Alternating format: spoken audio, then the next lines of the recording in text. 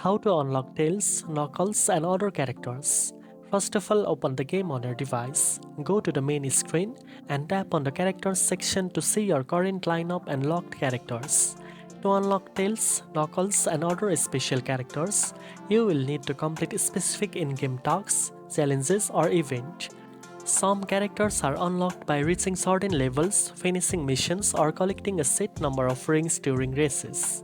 Next, participate in events and limited time challenges, as these often offer exclusive characters as reward.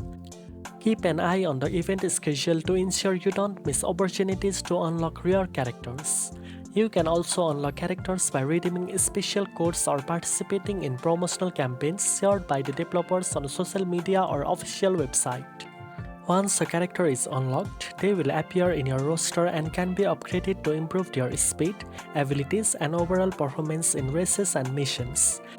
Remember, some characters require more effort to unlock, so be consistent in playing event, collecting rewards, and completing missions to gradually expand your roster. Now you know how to unlock Tails, Knuckles, and other characters in Sonic Rumble. If you found this video helpful, don't forget to like, share, and subscribe for more gaming tips. Thanks for watching, and I'll see you in the next one.